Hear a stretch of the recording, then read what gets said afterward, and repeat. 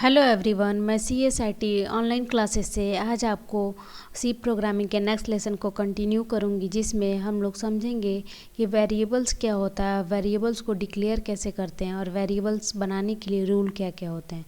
तो चलते हैं, सबसे पहले वेरिएबल को समझते हैं। Variable, the main purpose of variable is the store data in a memory for later use. मतलब कि वेरिएबल जो होता है मेमोरी को स्टोर करने के लिए, ठीक है, या मेमोरी में डेटा स्टोर करने के लिए यूज़ करते हैं। ठीक है, आप नॉर्मली बोल सकते हैं variable is a place holder that allocate a memory. ठीक है, आप अपने हिसाब से इसको समझ के भी बोल सकते हैं। Variable is a place holder मतलब एक जगह घेरने वाला नाम होता है। ठीक है, प्लेस होल्डर आइडेंटिफायर्स भी बोल सकते हैं।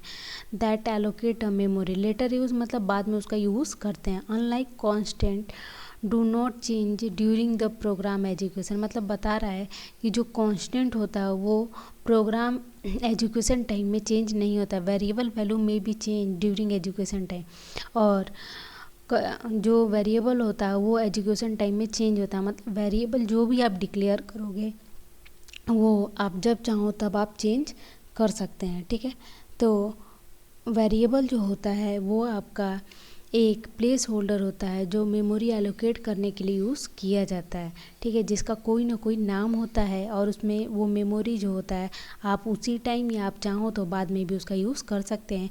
वेरिएबल की वैल्यू जो होती है प्रोग्राम के रन टाइम में चेंज होती है।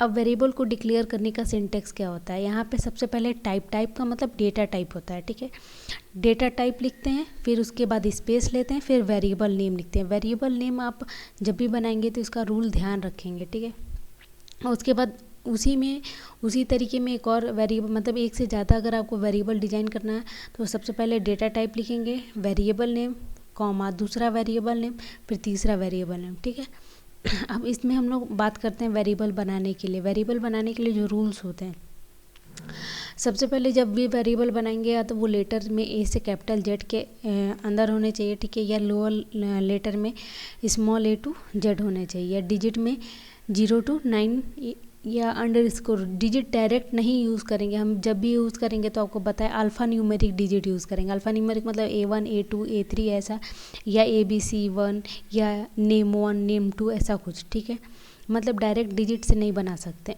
The first character must be letter और अंडर स्कोर। देखिए यहाँ बताया भी, फर्स्ट कैरेक्टर हमेशा लेटर या अंडर स्कोर होना चाहिए, कोई भी स्पेशल सिंबल या कोई भी नंबर नहीं होना चाहिए। ठीक है, blank space can not be use in variable name, मतलब जो ब्लैंक स्पेस होता है उसे हम लोग वेरिएबल नेम में यूज़ नहीं करते हैं। वेरिएबल नेम का मतलब जो होता है ब्लैंक स्पेस, जो बड़ा स्पेस आपका वाइट स्पेस दिया है उसी को ब्लैंक स्पेस या वाइट स्पेस भी बोलते हैं, उसका यूज़ हम लोग वेरिएबल नेम में नहीं करते हैं। ठीक है, अंडर स्कोर का यूज़ कर सकते हैं, स्पेस का यूज़ नहीं करेंगे। Special character has like dollar under score, ये सब चीज़ अलाउ नहीं होता है। कीवर्ड भी वेरिएबल नेम में अलाउ नहीं होता। और ये सारे में से क्या क्वेश्चन तो आके फंस ही जाएंगे एग्जाम में, तो ये रूल सारा याद कीजिएगा। याद क्या करना है, एक दो बार पढ़ लीजिए, समझ आएगा। Variable name can name are case sensitive, क्योंकि सी ही पूरा हाईली केस सेंसिटिव है तो वेरिएबल नेम भी केस सेंसिटिव होगा। Value of the variable can be numeric और अल्फ़ा न्यूमेरिक, या जो भी वेरिएबल की वैल्यू होती है वो तो वेरिएबल की वैल्यू जो होगी वह तो न्यूमेरिक हो सकती है या अल्फ़ा न्यूमेरिक भी हो सकती है। Variable type character, integer, float, double और वर्ड, मतलब कैरेक्टर वेरिएबल का जो टाइप होता है वो या तो कैरेक्टर, इंटीजर, फ्लोट या डबल या वर्ड हो सकता है। ठीक है, अब हम लोग चलते हैं, सबसे पहले आप वेरिएबल डिज़ाइन करने के बाद एक छोटा सा प्रोग्राम देखते हैं। ठीक है, कि वेरिएबल बना के हम लोग प्रोग्राम रन कैसे कराते हैं। तो सबसे पहले अगर हमको प्रोग्राम रन कराना है तो आप यहाँ से MS डॉक्स, ये मेरा शॉर्टकट की यहाँ पे बना हुआ है डेस्कटॉप पे। ठीक है, तो यहाँ से भी ओपन कर सकते हैं, आप चाहो तो ऑल प्रोग्राम से भी ओपन कर सकते हैं।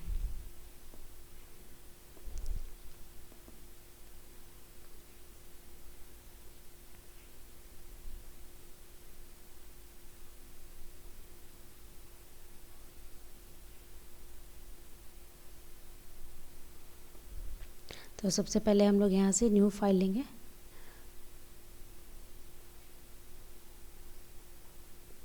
यहाँ से इस एरो पे क्लिक करेंगे, सारा पुराना वाला बंद हो जाएगा। ठीक है, अब वेरिएबल के पहले तो सिंटेक्स लिख लेते हैं, has include studio dot H, ठीक है। उसी तरीके से has include conio dot H, यहाँ पे लिखते हैं वर्ड मेन। इसके अलावा भी वर्ड मेन के अलावा भी हम पढ़ेंगे, लेकिन अभी नहीं, पहले बेसिक हमें बनाना आ जाए उसके बाद वर्ड मेन। अब हम लोग यहाँ पे लिखते हैं वेरिएबल बनाना। अब वेरिएबल बनाते समय आप ध्यान दीजिए गेट सी एच भी लिख लेते हैं, क्योंकि स्क्रीन को रन करने के बाद होल्ड करेगा तभी हम लोग देख पाएंगे। अब हम लोग यहाँ CLR भी लिख लेते हैं।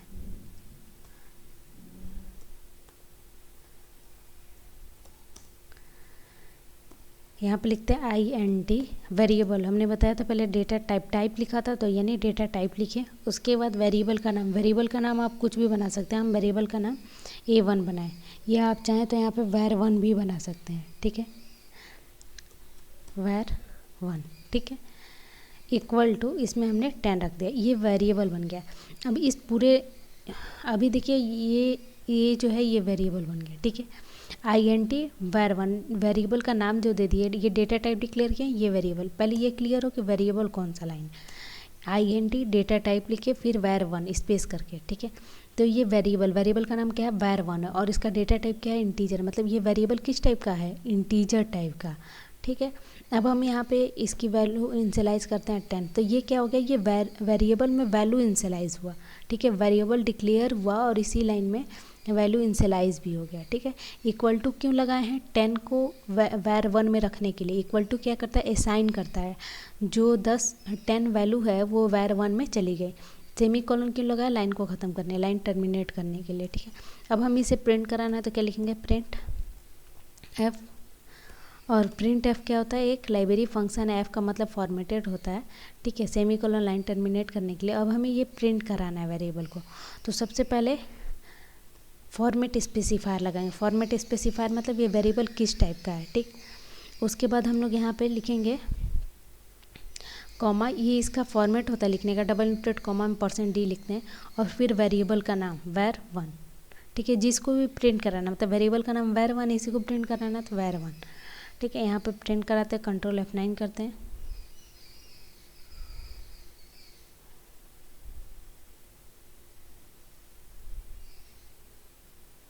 ये आपका आ गया प्रिंट कर। अब 10 नॉर्मल प्रिंट करके आएगा, पता नहीं चल रहा है ये 10 है क्या, तो आपको मैसेज भी प्रिंट कराना है। मैसेज मतलब कि ये वैल्यू ऑफ var1 है, मतलब वेरिएबल 1 की वैल्यू है, तो यहाँ पे लिख दीजिए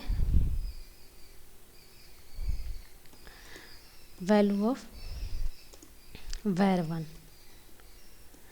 बेसिक चीज़ें, कुछ चीज़ें ध्यान दीजिए, जब भी %d लिखें तो जो मैसेज लिखे उसमें एक स्पेस रहे दें, ठीक है। एकदम इक्वल टू और इस %d ऐसे मत लगा, साथ में मत लगा दीजिए, नहीं तो ये क्या होता है, कभी कभी ये स्पेशल कैरेक्टर समझने लगता है अपने आप को, ठीक है। फिर से कंट्रोल फंक्शन F9 करते हैं, ये देखिए वैल्यू ऑफ var1, इससे समझ में आ रहा है कि var1 की वैल्यू है, ठीक है। ये हमारा वेरिएबल बनाने का तरीका हुआ। अब वेरिएबल हम एक और एक से ज़्यादा भी बना सकते हैं, ठीक है। आप चाहो तो यहीं पे एक दूसरा वेरिएबल बना सकते हो A1 नाम से, ठीक है, डायरेक्ट A से भी बना सकते हैं।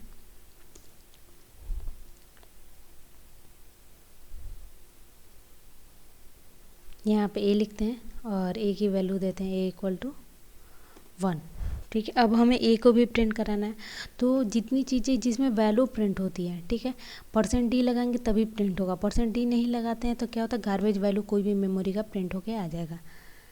अब यहाँ पे देखिए A, ठीक है, अभी प्रिंट कराएंगे तो 10 के बगल में 10 की 1 लिख के आ जाएगा, ठीक है, आ गया 10 के बगल में 1।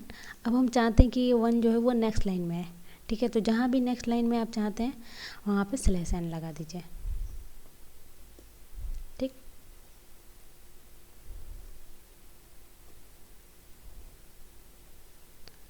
अब देखिए वैल्यू ऑफ var1 10 और 1 नेक्स्ट लाइन में, इसके आगे भी आप मैसेज चाहते हैं तो यहाँ पे वापस से फिर से मैसेज आप यहाँ पे दे दीजिए, ठीक है, वैल्यू ऑफ A,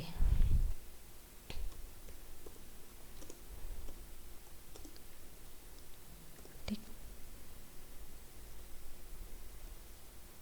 आ गया। अब सिंपल भी आपको प्रिंट करने बताया मैंने, नॉर्मल प्रोग्राम में मैसेज के साथ भी वेरिएबल की वैल्यू प्रिंट करना बताया। ठीक है, आप ये बेसिक कॉन्सेप्ट, उसके बाद मैं एक दूसरा प्रोग्राम बताती हूँ एडिंग का, क्योंकि आप ऑपरेटर पूरा पढ़ चुके हैं तो वेरिएबल बनाना भी सीख लिया, तो अब हम लोग एडिंग कैसे करते हैं उसके लिए समझते हैं। ठीक है, तो सबसे पहले कुछ शॉर्टकट जो है आप यहाँ से याद रखिएगा। ठीक है, क्लियर करना है, कंट्रोल डिलीट। ठीक है, यहाँ से आप हैं सबसे पहले हमें वेरिएबल बनाना है, तो यहाँ लिखेंगे आई एन टी ए लिखें। ठीक है, ए इक्वल टू उसकी वैल्यू लिखते हैं 10 कॉमा वी की वैल्यू, या इन ऐसा वेरिएबल बनाते हैं जिसका हम लोग एलोगरिथम दिखाते हैं, num1 10 num2 20। ठीक है, कॉमा सम। ओके, अब हम लोग यहाँ पे सम कर देते हैं, सम इक्वल टू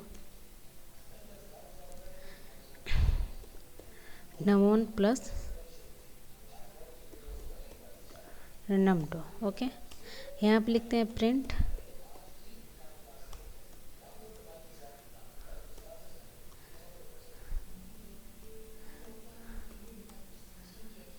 और यहाँ पे लिखते हैं सम।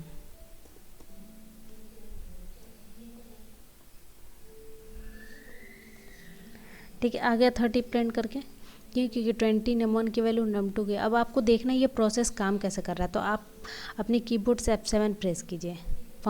ठीक है, देखिए वाइड मेन के पास गया, CLR SCR के पास आया, स्क्रीन को क्लियर किया, फिर उसके बाद num1 num2 की वैल्यू इनिशियलाइज़ किया। इनिशियलाइज़ करना मतलब num1 में 10 रख लिया, num2 में 20 रख लिया। ठीक है, फिर यहाँ पे आके num1 की वैल्यू प्लस num2 की वैल्यू ऐड करके सम में ऐड करके रख दिया। ठीक है, सम को फिर प्रिंट करके बाहर यहाँ पे आ गया। अब फिर इसके साथ भी आपको मैसेज प्रिंट करना है। सेम आप ये सीखिए कि हम कर कैसे रहे हैं। ठीक है, ये हमने अब इसके आगे हमें सिर्फ 30 दिखा रहा है, अब हमें दिखाना है कि सम ऑफ 2 नंबर। ठीक है, ऐसा कुछ मैसेज दिखाना है, 2 नंबर।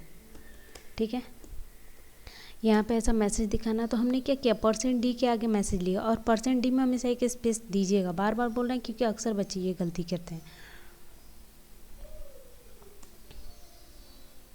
ठीक है, अब सम ऑफ 2 नंबर आ गया, ये भी आप लिख सकते हैं num1 और num2। ये आपका स्टैटिक प्रोग्राम। अब हम चाहते हैं कि इसमें 2 नंबर दें और वो ऐड हो। ठीक है, तो हम लोग नेक्स्ट वीडियो में देखेंगे कि 2 नंबर इनपुट करने से कैसे ऐडिंग करते हैं। Thank you.